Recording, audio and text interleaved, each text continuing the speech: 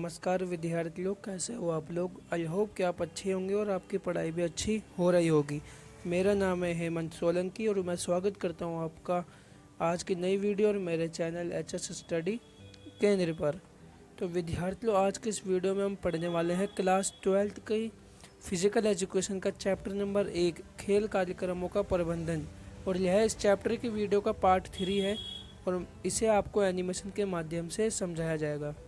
मैंने इस चैप्टर की आपको 2 वीडियो पहले ही प्रोवाइड करा दी है। पार्ट 1 में हमने पढ़ा था खेल कार्यक्रम प्रबंधन के कार्य और पार्ट 2 में हमने पढ़ा था विभिन्न समितियां व उनकी जिम्मेदारियां। आज के इस वीडियो में यानी कि पार्ट 3 में हम पढ़ेंगे विभिन्न प्रकार के खेल टूर्नामेंट्स को, यानी कि टूर्नामेंट्स क्या है और ये कितने प्रकार की होती है। तो सबसे पहले हम देखते हैं कि टूर्नामेंट क्या होता है, इसका क्या अर्थ होता है। तो टूर्नामेंट से अभिप्राय एक योजना के तहत नियमों के अनुसार विभिन्न टीमों के बीच में जो खेलों की प्रतियोगिता का आयोजन किया जाता है, जो कंपटीशन किया जाता है, उसे ही हम टूर्नामेंट कहते हैं, जिसमें कई सारी टीमें भाग लेती हैं। और अब देखते हैं टूर्नामेंट का महत्व, यानी कि टूर्नामेंट इतनी इम्पोर्टेंस क्यों रखता है, यह इतना इम्पोर्टेंट क्यों है। तो सबसे पहला महत्व है खेलों का प्रचार। तो टूर्नामेंट कराने से खेलों का प्रचार होता है, क्योंकि उस खेल को देखने हजारों की संख्या में दर्शक आते हैं और उस खेल को देखते हैं, जिससे कि उस खेल में उनकी रुचि बढ़ती है और खेलों का भी प्रचार होता है। दूसरा महत्व में हम बताएंगे खेल कौशलों का विकास। तो देखिए, किसी भी खेल को खेलने के लिए किसी खिलाड़ी को जो है एक प्रशिक्षण दिया जाता है और अपने खेल के प्रदर्शन को अच्छा करने के लिए उसे अभ्यास करना होता है, यानी कि प्रैक्टिस करनी होती है। तो टूर्नामेंट से क्या होता है, खिलाड़ी के अंदर जो है एक जोश आता है, जिससे कि वह अभ्यास अच्छे से करता है। क्योंकि उसमें जोश आता है कि उसे अब यह जो टूर्नामेंट है इसे जीतना है, और इससे उसके खेल कौशलों में भी विकास होता है, क्योंकि वह बार बार अभ्यास करता है। तीसरा महत्व हम बताएंगे कि जो बड़े स्तर की प्रतियोगिताएं होती हैं उसके लिए खिलाड़ियों का जो चयन होता है उसमें भी यह सहायक होते हैं। क्योंकि मान लीजिए कोई टूर्नामेंट में कोई खिलाड़ी अच्छा प्रदर्शन कर रहा है, तो जो खेल अधिकारी होते हैं उनकी नज़र उन पर पड़ती है और उसे आसानी से बड़ी प्रतियोगिता के लिए चयनित कर लिया जाता है। चौथे महत्व में हम बताएंगे मैत्री और भाईचारे में विकास होता है, क्योंकि खिलाड़ी हमें दूर दूर से और अलग अलग स्थानों से आते हैं और वह जब एक साथ मिलते हैं, खेलते हैं, तो धीरे धीरे उनमें भाईचारे की और मित्रता की भावना आती है। पांचवें महत्व में हम बताएंगे कि ये स्वस्थ मनोरंजन का एक स्रोत है, यानी कि जो खेल टूर्नामेंट है इनसे हमारा मनोरंजन भी होता है। अब देखते हैं टूर्नामेंट के प्रकार, यानी कि जो टूर्नामेंट है वे कितने प्रकार के होते हैं। तो वैसे तो टूर्नामेंट 4 प्रकार के होते हैं। एक नॉकआउट टूर्नामेंट, दूसरा लीग टूर्नामेंट या फिर राउंड रोबिन टूर्नामेंट, तीसरा कॉम्बिनेशन टूर्नामेंट और चौथा चैलेंज टूर्नामेंट। लेकिन हमें हमारे सिलेबस के अनुसार केवल 2 ही टूर्नामेंट पढ़ने हैं, और वो है नॉकआउट टूर्नामेंट और लीग या राउंड रोबिन टूर्नामेंट। तो चलिए वीडियो को आगे बढ़ाते हैं और इन दोनों ही टूर्नामेंट को एकदम विस्तार से जानते हैं। तो सबसे पहले टूर्नामेंट की हम बात करें तो वो है नॉकआउट टूर्नामेंट। तो देखिए, सबसे पहले हम नॉकआउट टूर्नामेंट का अर्थ जान लेते हैं कि आखिर ये नॉकआउट टूर्नामेंट क्या होता है, ये किस प्रकार का टूर्नामेंट है। तो नॉकआउट टूर्नामेंट से अभिप्राय वह टूर्नामेंट जिसमें जो टीम हारती है वह टूर्नामेंट से बाहर होती जाती है। जैसे मान लीजिए किसी टूर्नामेंट में 4 टीमें A, B, C, D ये भाग लेती है। मान लीजिए पहला मैच A और B के बीच में हुआ, जिसमें से A विजेता हुआ, और दूसरा मैच C और D के बीच में हुआ, जिसमें से D विजेता हुआ।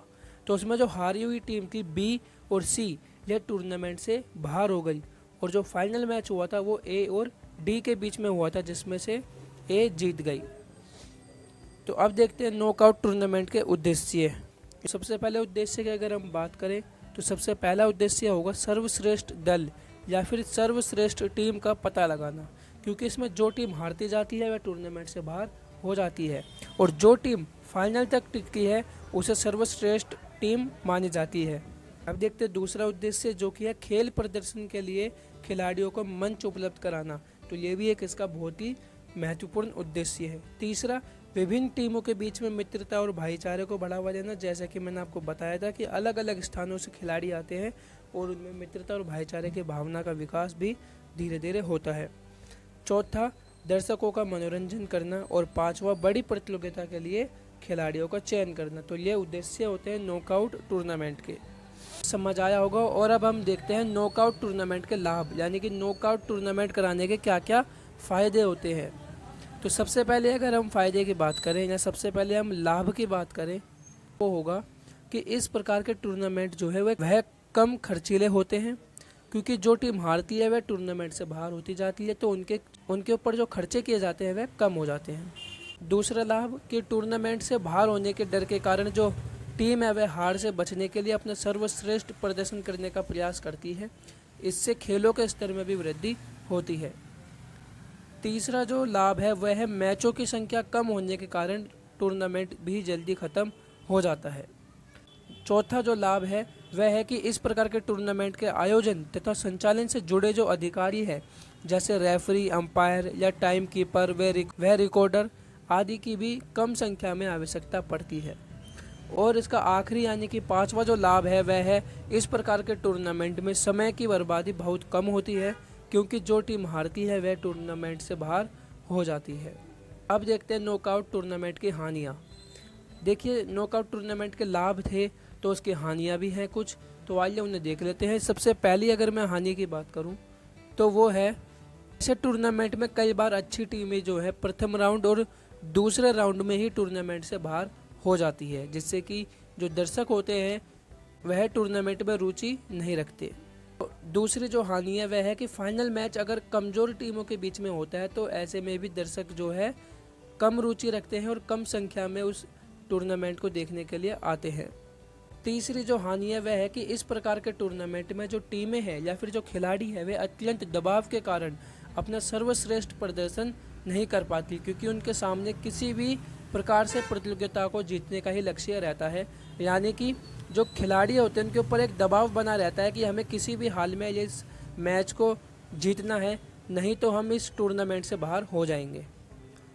चौथी हानि है कि मध्यम श्रेणी की टीमें प्राय इस प्रकार के टूर्नामेंट में भाग लेना नहीं चाहती है, क्योंकि उन्हें लगता है कि वे अच्छी टीमों के सामने नहीं टिक पाएंगी। और पांचवा कि टीमों को बहुत सीमित संख्या में ही मैच खेलने को मिलता है, जिससे कि नॉकआउट टूर्नामेंट बहुत लोकप्रिय नहीं है। अब देखते हैं हमारा दूसरा टूर्नामेंट, जो कि है लीग या फिर राउंड रोबिन टूर्नामेंट। तो सबसे पहले इसका भी अर्थ जान लेते हैं। तो वह टूर्नामेंट जिसमें भाग ले रही प्रत्येक टीमों का मैच भाग ले रही बाकी टीम से कम एक बार या फिर 2 बार जरूर होता है। तो इसी के आधार पर जो लीग टूर्नामेंट है या फिर राउंड रोबिन टूर्नामेंट है, इसे 2 भागों में बांटा है, एक सिंगल लीग टूर्नामेंट और एक डबल लीग टूर्नामेंट।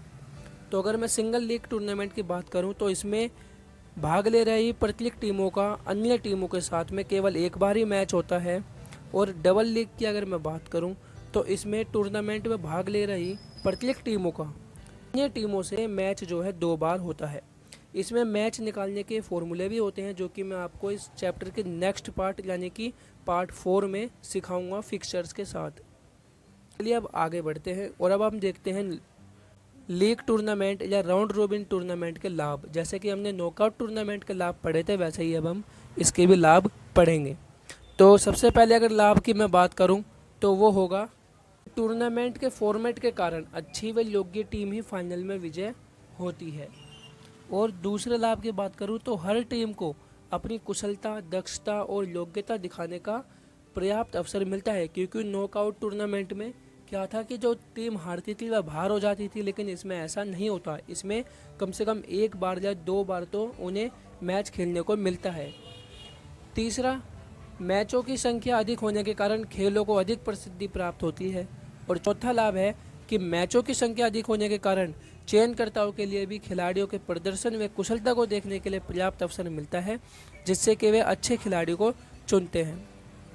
पांचवा कि टीमों को टूर्नामेंट में बने रहने के लिए सभी मैच जीतने ज़रूरी नहीं होते हैं, जिससे कि उन पे जो दबाव है वह भी कम रहता है, प्रेशर उन पे ज़्यादा नहीं रहता।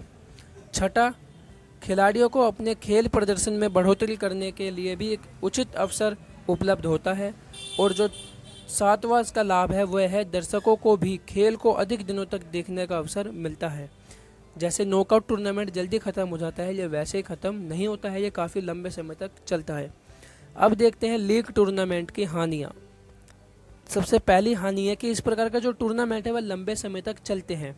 जहां इस प्रकार के टूर्नामेंट लंबे समय तक चलने के कारण प्रसिद्धि प्राप्त करते हैं, वहीं ये लंबे समय तक चलने के कारण दर्शकों में भी रुचि कम कर देते हैं, क्योंकि यह अब बोर सा लगने लगता है।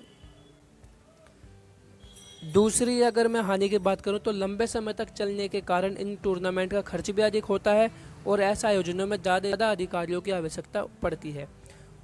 तीसरी हानि, दूर से आने वाली टीमों को अधिक धन और समय लगता है। और चौथी हानि की अधिकतर टीमें मनोवैज्ञानिक रूप से बार बार हारने के कारण हतोत्साहित हो जाती है और उनका मनोबल टूट जाता है।